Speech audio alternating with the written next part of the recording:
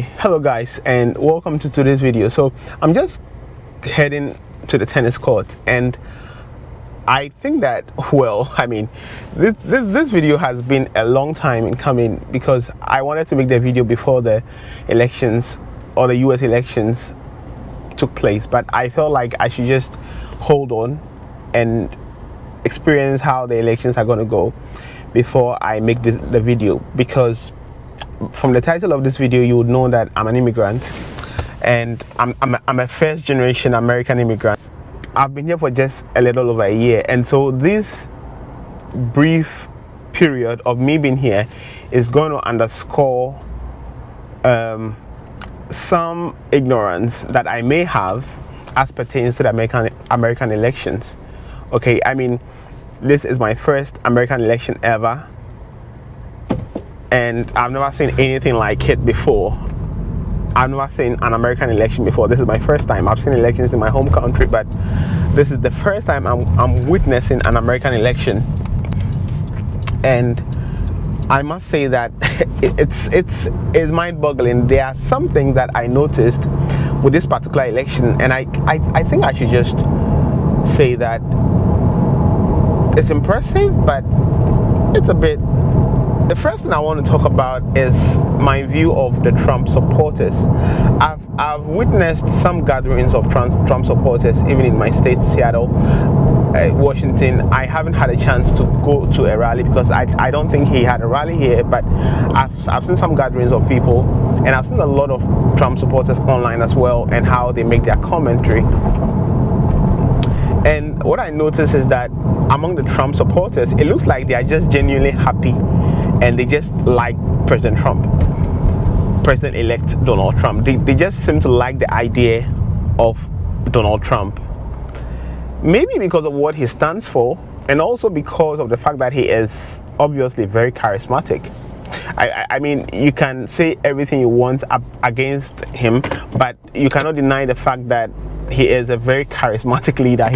He's able to charm people. He's able to call people and make them do things that you wouldn't believe. So it goes to speak to his charisma, and that's one of the things I noticed. So President Trump supporters like President Trump. Kamala Harris's supporters hate President Trump, but they do not necessarily appear to be interested or to like the idea of Kamala Harris so much.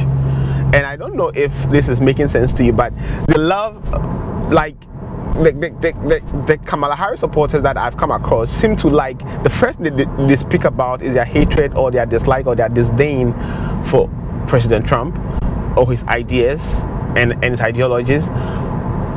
But they do not speak about how awesome Kamala Harris is, how intelligent she is, or something. They don't speak about it at all. And I'm like, okay, well, I just thought if this was a contest, then everybody is going to sell their candidate. But I didn't see much selling of their candidate from Kamala Harris supporters. I saw President Trump supporters. They were just genuinely happy that Trump was in power. They saw him as a figure that they could trust in and relate to or rely on, maybe because of what he's done for them in the past. But for Kamala Harris supporters, they seem to like fixate so much on the ills of Donald Trump and the fact that they wish he was not around. And some people even made comments online that seek to suggest that they wish he was dead and stuff like that. So I just was quite surprised by that. I'm like, okay, that's the first thing I saw. And it also appeared as though Donald Trump supporters genuinely loved the idea of America First. And this whole idea of America First seems to be something that resonated with a lot of Americans, and some people who were on Kamala's side seems to be more interested in supporting Kamala because of an ideology of who they are. So the people who support Kamala were either supporting Kamala because they are black and she's a woman of color, or they are supporting Kamala because, let's say, they are LGBTQ plus and they feel like there is more inclusion with Kamala coming in, or they want abortion rights or something of that sort, and that's why they support Kamala. It's like an ideology that they feel they associate with. Whereas the supporters of Donald Trump support him, and it seems to support him simply because they love the idea of America first. And that's like very revealing. I mean, it's not surprising that they support Donald Trump because of America first. It's surprising to me that people support Kamala because of what they identify as, and not necessarily because of policies or ideologies that seek to make America great or improve the lot of Americans. And I don't know what you think, but just leave a comment down in the description. Now, the truth of the matter is that the idea of America first seems to be resonating with a lot of people who feel like America is focusing so much on helping other nations at the expense of its citizens, and so they want America to focus on its citizens first. And no matter how you look at it, to be honest, Americans, I mean, even back in Ghana, people tell you that if you want to deal with somebody who has traveled and come back home to Ghana, which we call Boga, focus on dealing with an American because they are generous, they give a lot, but don't focus on British people because people say they are miserly or something. They don't like to give. I don't know how true that is, but Americans are very generous. If you look at world donations and aid that is sent out, America's donation alone is like more than the next 5 countries' donations combined. And it's not because America is rich, it's because Americans have a culture of generosity. The whole thing of Thanksgiving and giving is like very endemic in America, which is a good thing. And so for Americans to feel like at this point you are getting out of control and you need to focus on Americans, it made me want to see what actually was happening. And I'm not going to go into that, but I'm going to focus on why some Americans feel like Donald Trump was coming for America. And a lot of voters love the ideology of the sun is just on my face. Okay. And a lot of voters just love the ideology that President Trump was coming to give them a hearing. He was coming to give them what they've always been looking for, which is that we also matter. Just like you give money to people in Ukraine or you give money to people in Africa, Americans also matter. So you can see a lot of Americans who are homeless and sleeping on the streets, and these are not even illegal people or illegal migrants. These are American citizens, and some of them are just homeless. It's either because they cannot afford homes or because some of them have gotten themselves into drug use and stuff like that, which you can't control to a certain extent. But that's the second thing I noticed. So the Americans who were supporting President Trump just wanted him to fix the country, stop the wars, make America first and make America great, like they say, and so on and so forth. And people seem surprised, but I'm not particularly surprised, because if you go even to Ukrainians do not necessarily want the wars to continue. They do not want to win a war. They just want the wars to stop. The war, all they want is for the wars to stop, and they want peace to prevail. I was actually coming to play tennis, but it looks like there's a diversion happening, so I must have to like find alternate routes. And that's the second thing I noticed about the President Trump supporters as compared to Kamala Harris's supporters. So a lot of Kamala Harris supporters were not necessarily interested in the idea of America first. They thought that things like wars happening in other countries and like the whole globalist agenda was taking preeminence over the American first agenda, and that's what some people did not like, or a lot of people, majority of Americans, did not like. And understandably so. Ghanaians love Ghana, Nigerians love Nigeria, despite all the problems that these other countries face. People love their countries, and so I mean the expectation is that if you have a country that is so cherished like America, you would love America and you would want it to be first. And I'm not saying Kamala or the Democrats do not love America, but what I saw was that the supporters of Trump had more interest in making America the priority and the life or the wealth of Americans a priority as compared to their opponents. Okay, that's what I saw. Yeah, okay, so I'm getting a parking space, and yeah, I'm happy I have a good spot to park here. Okay. Now the next thing I also noticed was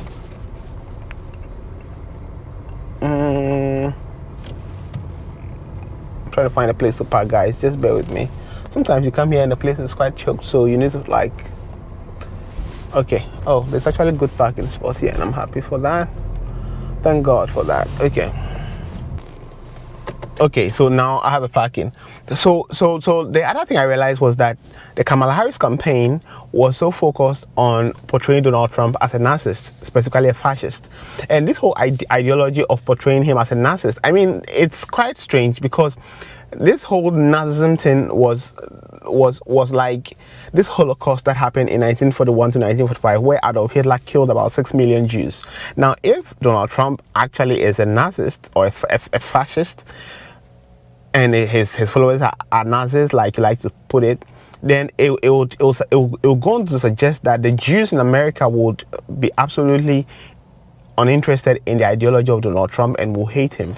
But if you look at the polls and you watch YouTube videos where people go into Jewish communities in places like New York, where there are dense population of Jewish settlers there, you realize that a lot of them talk about Trump, and they just want Trump to win because they feel like he's a symbol of power and he's going to stop the wars happening and he's going to bring world peace and all of that, which was baffling to me, because the whole campaign was set to make him look like a Jew, a Nazist, Jew-hating personality or something. And the whole thing just didn't work. It just fell flat. The people didn't buy it. They didn't seem to be interested in that. And so I'm like, okay, this is quite wild.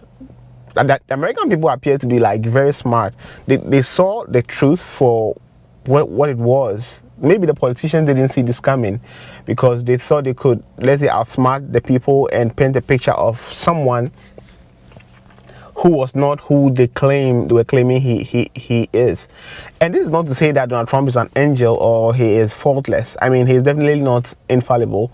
But all I'm saying is that the people sought to see, the people who sought to make him look like a demon did not actually achieve, their target, because what they were saying was actually laughable. If he's actually a Nazist, then why do the Jews still love him? So those were the things I just gleaned. But overall, I'm happy that Trump won. And even though I'm an immigrant, I'm so happy Trump won for two reasons. First, I am black, but I'm a Christian before I am a black person. I take my spirituality seriously. And I know that may sound stupid to you, but I feel like with Christianity, there is an explanation and a deeper understanding to it for me. My parents always made me feel like I'm a Christian, and they started they baptized me very early, and it was strict that I go to church and I learned the Bible and I read more about Christianity than I read about my identity as a black man. It is when I became a bit old that I took personal interest in learning about myself as a black man and my race and all of that. But I've always known about Christian values and stuff like that. So my identity that has been ingrained in me is that I'm a Christian.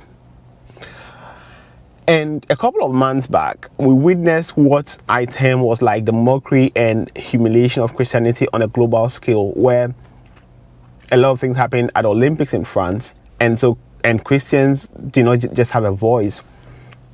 It was just total mockery and blasphemy of the Lord Jesus Christ, and one of the most important events that happened as pertains to Christianity, which is the Lord's Supper. Now, this has left a lot of sore taste in the mouth of many Christians, myself included. And so when we didn't see anybody who was rising up to say anything about it, and Donald Trump would just come out and speak about his Christian values, I felt like, no, this guy is not just a president for the US, he is a voice for Christians. And so quickly my interest in him peaked. I think that along the campaign, Kamala Harris at a rally told people that they had a wrong rally because somebody shouted Jesus is Lord. And I was like, okay, that's also interesting, because I saw her in some churches as well. So I was just observing all these things, and I just realized that I had an interest in Trump winning, at least to be a Christian figure, to show something that people in positions of power still revered the name of the Lord Jesus. Yeah. Then there's another thing that I also came across that I realized was the reason why I'm happy Trump won, because it's this whole issue of illegal migration. Okay, and don't get me wrong, I'm an immigrant, and so definitely I believe that people should get a chance to go to a country where they want to go. But there is such a thing called meritocracy.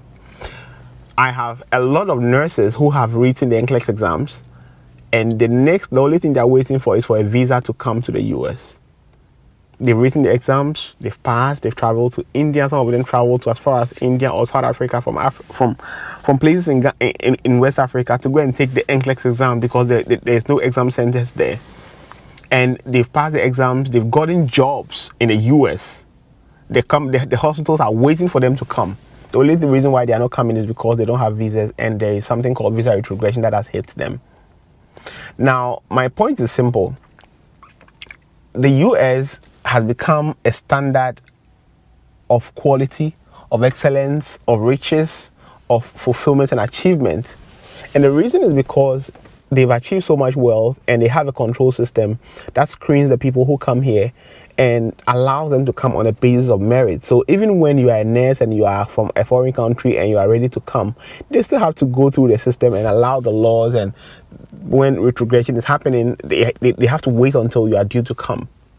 And so to have a border that is at a southern border that has become so porous and allows people who are not screened and people who are from strange places to come into the country and get the same benefits as people who have struggled for years, I feel like there's a lot of uneven balance there. And I know some people who are watching will be very unhappy with me, but I'm just making a point that meritocracy has to be maintained. People have to earn the privilege of coming to America. And I mean, the truth is that if America, okay, allowed illegal immigrants to come in at a rate that they have done over the past couple of years, I can tell you that in the next 10 or 20 years, America wouldn't be a shining example where people want to come to. Because if this has been a situation where people just come into America at will, America wouldn't be such a rich country, because the system is not protected, resources are not controlled, and you cannot control crime, and there will be no safety in the cities. The riches that have existed will not necessarily exist because you cannot control people who are coming. One of my patients told me that if you don't have a border, you don't have a country, which I agree. I mean, even in Ghana, which is like a third world country, they say it's like lower middle income country, but it's just a polite way of saying that they are still poor, or we are still poor as Ghanaians in Ghana, in terms of Ghana as a country. Ghana still has Ghanaians who are very protective of Ghana as a country, so that when Nigerians come to Ghana and they come to Ghana to seek greener pastures, can you believe that? People from Burkina Faso come to Ghana to seek greener pastures. Ghanaians are so protective of their country. They are like, he's an illegal person in the country and so on and so forth, and they want them deported and all of that. In Ghana, how much more America? So definitely, when there is value or there is something that is worth attaining, you realize that people want to protect it, and that's why it doesn't make sense that you just let people come into the US at will without being screened. And that's one of the reasons why I'm happy, because he seems to have the interest of coming to pay more attention to what's happening at the borders. The people who are in the country legally definitely will have to be protected, but also the Americans who own their country need to have the freedom of mind to live in their country without the fear of illegal immigrants chasing them away or worrying them. And so it's one of the reasons why I feel like it's a good thing that he won, even as an immigrant. It's scary though that people say that a lot of things happened under his presidency, and so it might not be very friendly for blacks, but I'm yet to see that. I don't know. I'm just happy that at least he's a Christian. He has a voice for Christianity, and the persecution of Christians, which was imminent from a lot of reports, seems to have taken a nosedive. It should tell you that there's something special about the personality we are talking about. And yeah, so those two things are why I think that it's a good thing that he's won. As for what's going to happen, I'm just waiting to see. And let's wait and see what happens. But I just wish him well, and I hope that this is going to be like the beginning of a new era, the beginning of good things for the country and the world at large. I just want to say thanks for watching this video. I hope you enjoyed the video. Leave a comment down and let me know what you think. Please subscribe to the channel. We're trying to get 10,000 subscribers before the year ends. I know it's just like a month or so to that time, but I believe it's still possible. I just want to say thanks for watching, and I'll catch you in the next video.